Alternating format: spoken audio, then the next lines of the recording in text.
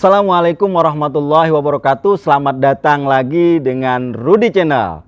Saya sudah menjanjikan kembali kemarin itu adalah membahas buku 7 jurus betah di pesantren dengan penulisnya langsung yaitu Ustadz Saiful Bahri. Nah, kemarin kita bahas intro-intro yaitu salah satunya nyantri sepenuh hati. Kemudian sekarang kita akan membahas bab 1 dari 7 jurus betah di pesantren itu adalah 7 pesan orang tua kepada putra dan putrinya. Nah, dari 7 pesan itu seperti apa kita akan membahas dan kita simak langsung dengan penulis buku yaitu Ustadz Saiful Bahri. Tapi sebelumnya saudara-saudara, Anda subscribe dulu, like, komen, dan share, dan ketuk loncengnya. Baik, dari saya sudah baca bukunya ini, 7 jurus betah di pesantren. Ini ada bab satunya adalah 7 pesan orang tua untuk putra dan putrinya. Yang pertama adalah wasiat Tuhan lewat Luqman. Yang kedua adalah pesan sang Nabi. Yang ketiga terbang seperti elang. Yang keempat kerang mutiara atau kerang rebus. Yang kelima keluarlah dari sangkar emas. Yang keenam hadapi hidupmu. Yang ketujuh belajar dari kelapa. Nah, kita akan bahas nih dari 7 pesan ini. Mudah-mudahan kita ini bermanfaat langsung dengan penulis buku 7 jurus betah di pesantren yaitu Ustadz Saiful Bahri. Oke, Tad, ini dari 7 pesan orang tua kepada putra dan putrinya. Salah satunya ini wasiat Tuhan lewat Luqman. Ini seperti apa itu, Tad? Baik, Pak Rudi. Kita masuk ke pembahasan ya. Bab pertama, kenapa ada judul besar 7 pesan orang tua kepada anaknya. Pesan-pesan yang saya tulis di sini yang tadi Pak Rudi bacakan itu sebenarnya pesan-pesan yang universal lah, yang memang menjadi harapan-harapan dan keinginan orang tua terhadap anak-anaknya. Nah, betul. Karena sasaran buku ini tidak hanya untuk anak, tapi juga untuk orang tua. Untuk orang tua yang dia kadang punya kekhawatiran ketika ingin mendidik anak di pesantren. Betul. Untuk anak yang punya ingin meraih prestasi di pesantren tapi dia punya banyak tantangan. Maka buku ini kerangkanya ada bab yang membahas tentang 7 pesan orang tua kepada anak-anaknya. Ini tadi yang saya katakan di awal, ini pesan-pesan universal yang sering kita jumpai di mana-mana.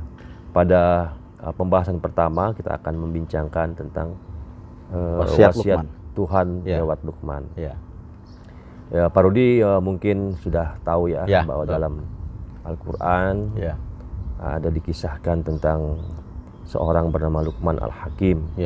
Dia bukan nabi, bukan rasul, tapi kategorinya adalah seorang soleh yang direkam oleh Allah dalam Al-Quran itu. Dan ini menjadi satu panduan untuk orang tua bagaimana seharusnya mendidik anak-anak mereka. Nah, ini saya jadikan pembahasan yang pertama dalam bab yang pertama. Betul di sini. Karena amat penting sekali untuk menanamkan nilai-nilai akidah, nilai-nilai keimanan yang diajarkan Al-Quran kepada anak-anaknya. Ya, kalau kita membuka dan meresapi kembali firman Allah dalam surat Luqman itu kan diawali dengan penanaman akidah. Misalnya di situ tertulis dalam Al-Quran, wa idh qala Luqmanu libnihi wa huwa ya'iduhu ya bunayya la tusyrik billah. Nah, ini kan inna syirka la zulmun azim.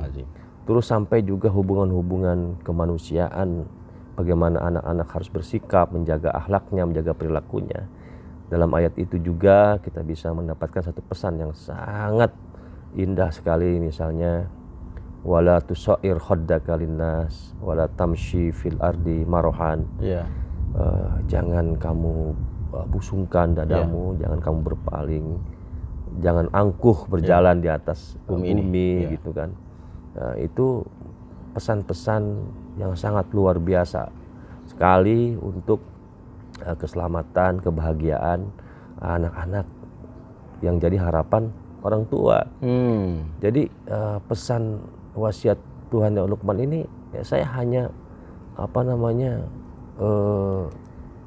mengambil dari Al-Quran yang kita jangan sampai lupa sebagai orang tua dan anak juga harus menyadari gitu bahwa mereka punya harapan-harapan yang luar biasa dan orang tua tidak salah arah dalam mendidik anak-anaknya.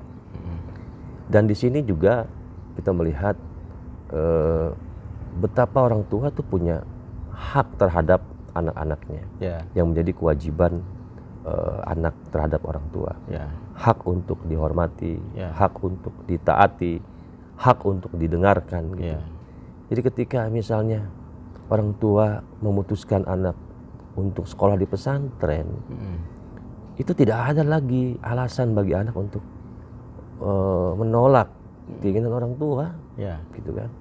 Karena tidak ada orang tua yang ingin membuat anaknya susah, betul. Anaknya menderita, gitu kan?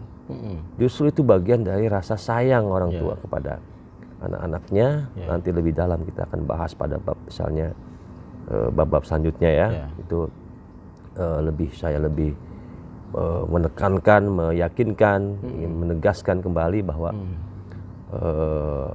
ada hal-hal yang harus disadari oleh anak-anak itu, tidak hanya mereka punya hak terhadap orang tuanya, tapi juga menjadi kewajiban dari seorang anak kepada kedua orang tuanya. Jadi tidak ada istilah untuk tidak hak untuk membantah, betul, menolak keinginan orang tua gitu. Cuma satu kan, dalam Al-Quran disebutkan di situ Luqman itu, wa in jahadaka an la tusyrika bi ma laisa laka bi ilmun fala tutihuma. Ya kan? Wasohibuma fid dunya ma'rufa. Jadi yang boleh kita tolak perintah orang tua itu kalau mengajak kepada kemusyrikan. Betul. Ini wasohibuma fid dunya ma'rufa, dan perlakukan mereka di dunia dengan baik. Nah, itu ini yang harus ditanamkan. Jadi orang tua itu punya hak prerogatif terhadap anak-anaknya, yang itu menjadi kewajiban anak.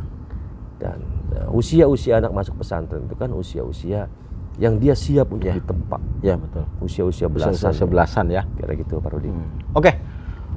Wah, ini menarik sekali ya, dari 7 pesan orang tua terhadap putra dan putrinya atau terhadap anaknya. Di bab 1 ini salah satunya adalah wasiat Tuhan lewat Luqman. Ini sudah dibahas oleh Ustadz Saiful Bahri, bahwa dari 7 pesan ini kita bahas 1 dulu ya saudara-saudara, yaitu bahwa orang tua itu punya peranan yang sangat krusial terhadap putra dan putrinya. Terus kemudian kalau dibaca oleh putra dan putri saudara-saudara dan dibaca oleh kedua orang tua, itu membuat tanggung jawab yang jauh lebih besar kepada seorang anak terhadap kedua orang tuanya. Karena dari kisah surat Luqman itu ada pesan-pesan yang sangat menarik yang sudah dibicarakan oleh Ustadz Saiful Bahri, bagaimana dia tidak boleh pesan yang pertama dalam surat Luqman itu adalah kita tidak boleh mensekutukan Allah. Kemudian bahwa kita juga tidak boleh melanggar apa yang diucapkan orang tua. Dan pesan-pesan itu ada dalam buku 7 Jurus Betah di Pesantren di bab 1, 7 pesan orang tua terhadap putra dan putrinya atau terhadap anaknya. Nah, kalau dibaca, kemudian Anda pahami, wah insya Allah ini akan membuat putra dan putri Anda nyantri di pondok pesantren itu jauh lebih betah, kemudian menjadi generasi-generasi pemenang. Oke, dari bab 1 ini kita akan bahas nanti ya. Kemudian dari pertama bab 1 dari buku 7 Jurus Pesantren ini adalah 7 pesan orang tua untuk anak-anaknya. Kemudian nanti ada 7 pesan pesantren untuk kedua orang tua. Kemudian juga ada 7 jurus betah di pesantren. Kemudian ada bab yang terakhir adalah bab 7 skill santri hebat. Oke, jangan kemana-mana, maka pantengin terus Rudy Channel agar Anda tidak ketinggalan. Subscribe, like, komen, dan share, dan ketuk loncengnya. Mudah-mudahan bermanfaat. Itu saja dari kami. Wassalamualaikum warahmatullahi wabarakatuh.